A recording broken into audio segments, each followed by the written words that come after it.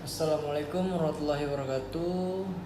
Di video kali ini saya akan menjelaskan 7 teori untuk 7 para pengembang dan pemberdayaan komunitas.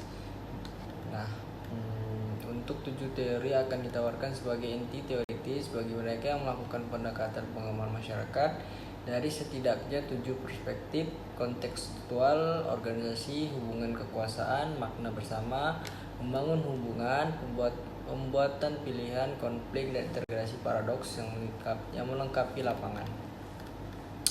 Nah, teori adalah kali ini saya akan menjelaskan teori. Teori adalah penjelasan yang dapat memberikan bantuan dalam memahami perilaku orang dan kerangka kerja dari mana berintegrasi paradoks yang melengkapi lapangan.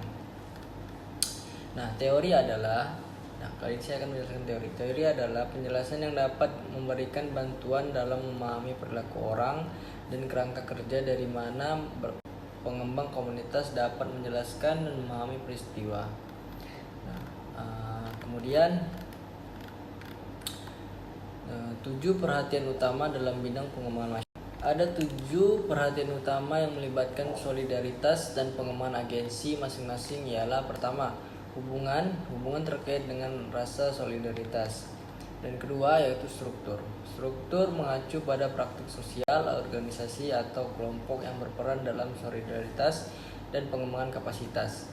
Yang ketiga, kekuasaan mengacu pada hubungan dengan mereka yang mengontrol sumber daya seperti tanah, tenaga kerja, modal, pengetahuan, organisasi atau kelompok yang berperan dalam solidaritas dan pengembangan kapasitas.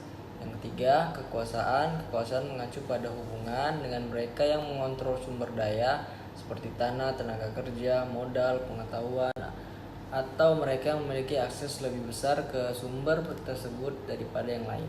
Dan yang keempat, makna bersama. Makna bersama ini mengacu pada makna sosial, terutama simbol yang diberikan pada suatu tempat atau mereka yang memiliki akses lebih besar ke sumber tersebut daripada yang lain. Dan yang keempat, makna bersama. Makna bersama ini mengacu pada makna sosial, terutama simbol yang diberikan pada suatu tempat, benda fisik, perilaku, peristiwa, atau tindakan. Kemudian yang kelima, komunikasi untuk perubahan. Komunikasi untuk perubahan terkait dengan konsep partisipasi, benda fisik, perilaku, peristiwa, atau tindakan. Kemudian yang kelima, komunikasi untuk perubahan. Komunikasi untuk perubahan terkait dengan konsep partisipasi. Nah, untuk yang keenam, motivasi. Untuk pengembalian keputusan, motivasi dapat mempengaruhi banyak aspek pengembangan masyarakat. Ini membantu kita memahami apakah orang atau tidak akan terlibat dalam inisiatif komunitas. Ini juga mempengaruhi perbuatan pilihan publik yang sulit. Sebuah proses yang biasanya melibatkan pemikiran melalui semua kebijakan untuk memutuskan mana yang akan memaksimalkan kebutuhan individu dalam inisiatif komunitas. Ini juga mempengaruhi perbuatan pilihan publik yang sulit. Sebuah proses yang biasanya melibatkan pemikiran melalui semua kebijakan untuk memutuskan mana yang akan memaksimalkan kebutuhan individu dan kolektif.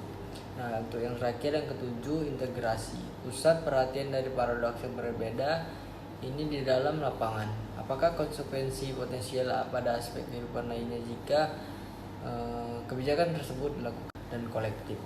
Nah, untuk yang terakhir, yang ketujuh, integrasi. Pusat perhatian dari paradoks yang berbeda ini di dalam lapangan. Apakah konsekuensi potensial pada aspek kehidupan lainnya jika kebijakan tersebut dilakukan? Pada dasarnya, proses pengambilan pilihan yang rasional dapat dipupuk sebagai bentuk peningkatan dari sebuah kapasitas. Itu saja video singkat dari saya. Lebih kurang saya maaf.